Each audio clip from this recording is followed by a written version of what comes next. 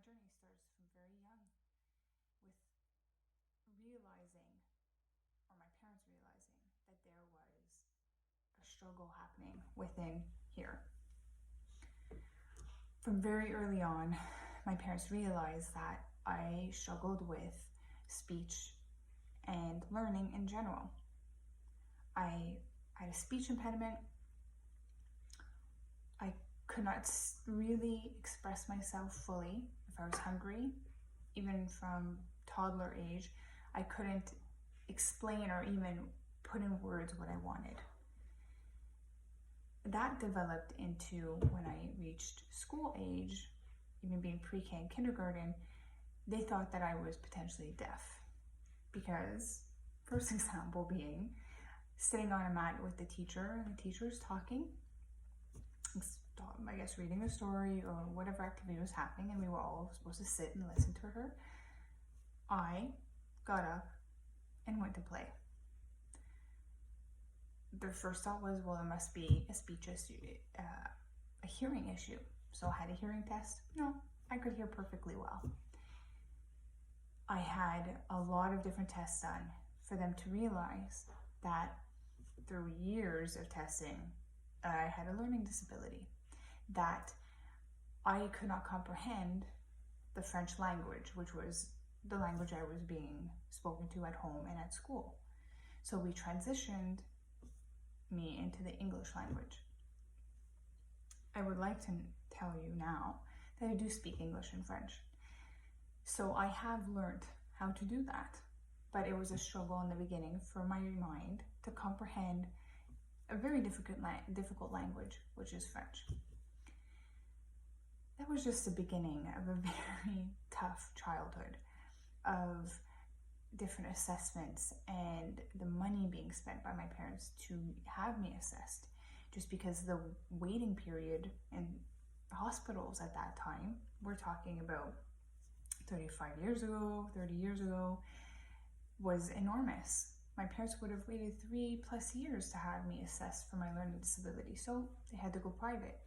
This is not money that most people have to have this done, and I'm grateful that my parents did that for me, because being assessed at a very early age actually will help you succeed later on in life.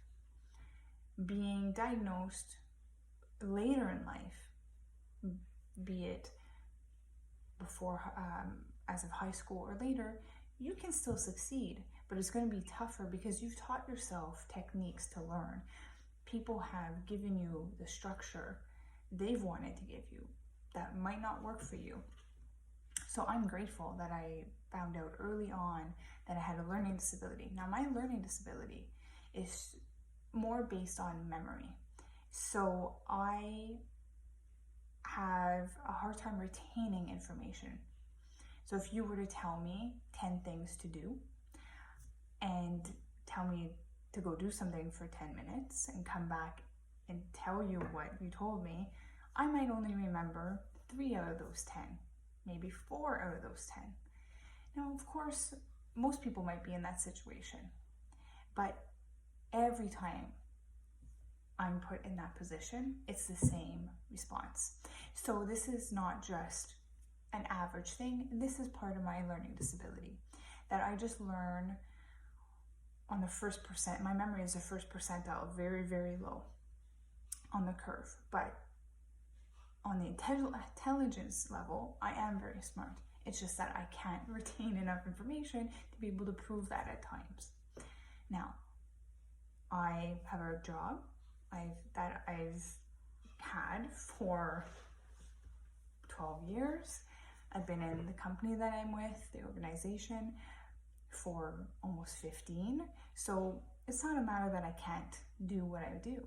It's I have techniques. I have to write a lot of notes. I have to keep Post-its to remind me to look at notes. I have to keep on top of it. And it is very difficult. But it's manageable and it's doable, but difficult. And so many people struggle with learning disabilities of all kinds, be it dyslexia, dysgraphia, mine, which doesn't really have a title, unfortunately, there are so many, and we just don't talk about it enough. To be able to say, hi, my name is Christina and I have a learning disability and I'm proud of it. We should be proud because it makes us unique and it makes us amazing individuals, and no one should make us feel otherwise. So having that from very early on, being diagnosed, I had tutors,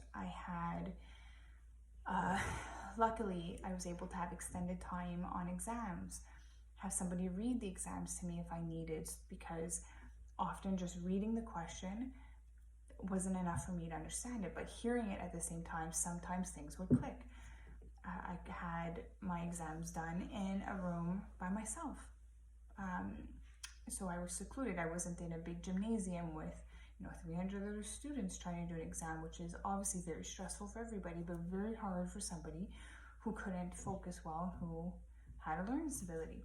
So I got that extra help because I was assessed early on.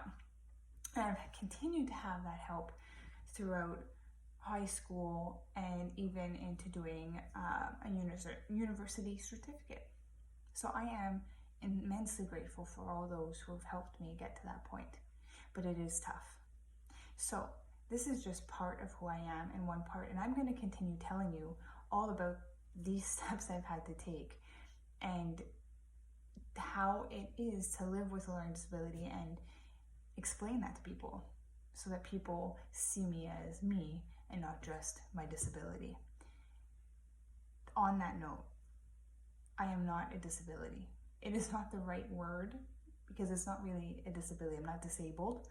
I am completely functional. I'm able to manage, but the wiring is just a little off in my brain.